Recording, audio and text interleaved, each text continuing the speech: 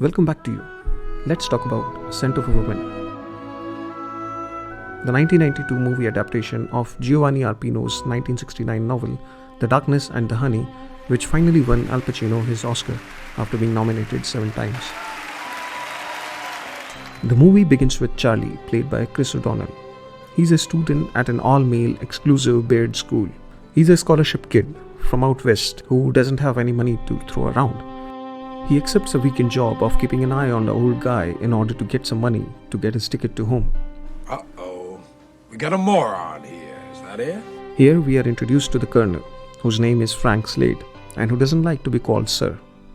He is played by Al Pacino. Just call me Frank. Call me Colonel if you must. Just don't call me Sir. He's an aging ex-military man who no longer has control on his life due to his blindness. He's bitter, angry, and drinks Jack Daniels like it's water. He lives in his niece's converted garage because frankly, they can't stand him. Can't believe they're my blood. We soon learn that Charlie is in a lot of trouble at school. There's going to be a disciplinary hearing regarding a prank that damaged the headmaster's new Jaguar, and Charlie is one of the witnesses who knows who did it. But Charlie doesn't want to be a snitch. No, sir, I can't. Charlie thinks that his weekend will be spent in the Colonel's grim little cottage, watching the old guy drink and listening to his insults. But the Colonel has other ideas, more than Charlie can even begin to guess. He buys them a couple of tickets to New York and announces that he's going to do some partying in the big city. In particular, he wants to indoctrinate the younger man with his ideas about women and how they are the most wonderful beings of all God's creation. Lips. Swallow of wine. After you just crossed the desert. They pay an unexpected visit to Frank's brother's home for Thanksgiving dinner, where the cause of Frank's blindness is revealed.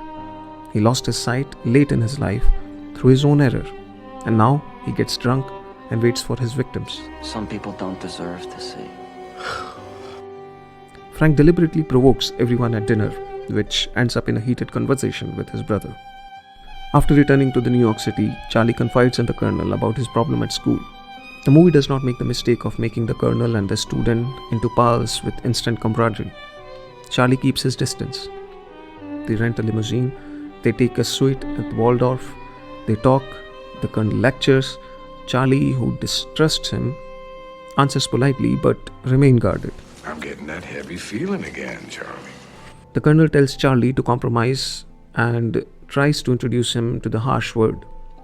Do the deal, Charlie. Take it. He takes him out for a drink. They go to a hotel ballroom where Charlie notices a beautiful young woman played by Gabrielle Anwar. And the Colonel engages her in conversation and talks her into doing a tango with him. No mistakes in the tango. Not get all tangled up. Just tango on.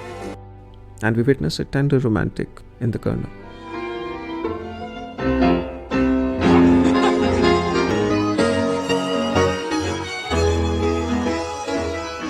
The night ends on a high for the Colonel as he goes to fulfill his dream of waking beside a beautiful woman. The limo driver takes them to the address of a highly recommended call girl, and Charlie waits outside in the car. When the Colonel comes out, he says very little. What a beautiful woman. But we can feel that he regards the woman as undiscovered country of all good and reassurance. A country that he will never live in. The next day, Charlie recognizes that the Colonel is feeling down after living a night of his life. He advises Colonel to go on an adrenaline rush of driving a Ferrari. Look at it! Oh, Charlie! You're riding with one very happy man! But as we all know, when the rush washes off, and you know that there is no way to feel that rush again, you grow impatient. And while waiting for a red light to walk on the road, his frustration kicks in. The frustration of being a blind man who is dependent on another person just to walk.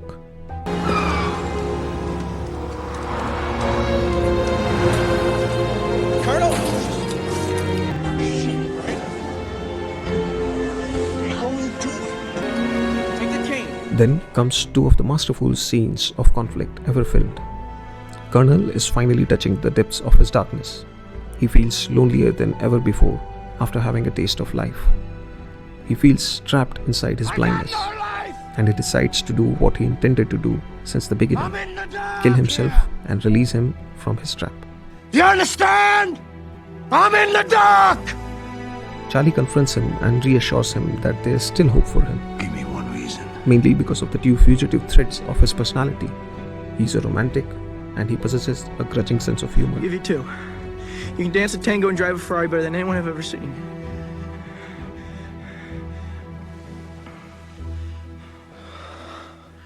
And then there's the climax that has gone down in the annals of cinema as one of the most enduring climaxes ever, where Pacino walks over every living soul present. No, I'm just getting warmed up.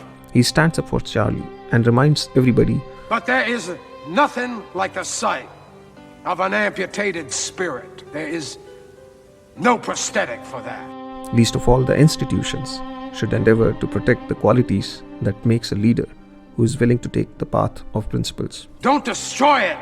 Embrace it. It's gonna make you proud one day. Martin Brest's Scent of a Woman takes Charlie and the Colonel and places them in a combination of the two reliable genres.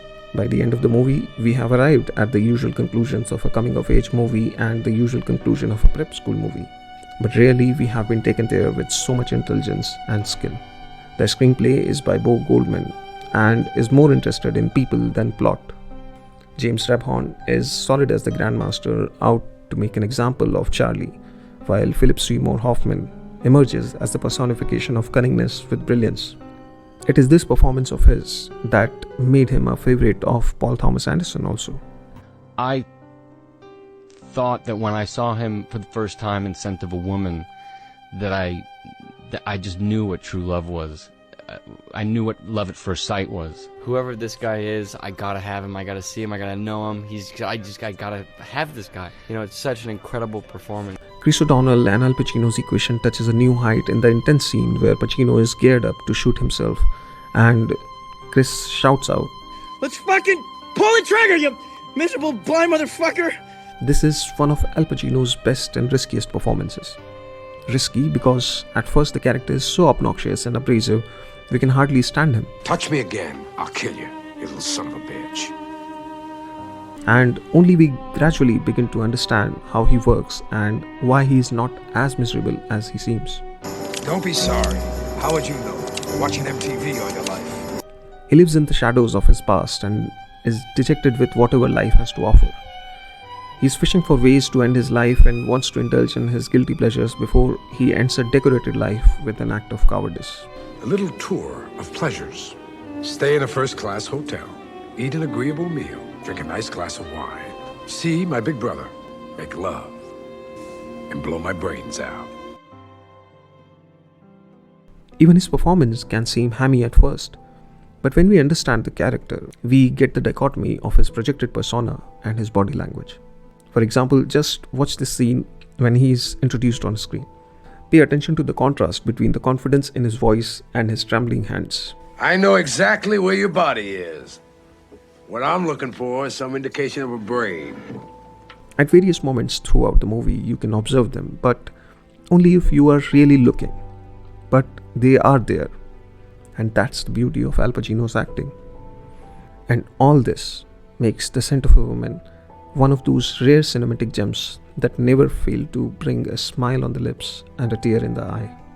And if there is a morale to the film, it is that if we leave ourselves open and available to surprising contradictions in life, we will find strength to go on.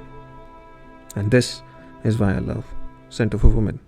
Thank you to all the subscribers, and I hope you do like the video and keep on supporting. And to all the new viewers who have made it to the end of the video, I sincerely thank you.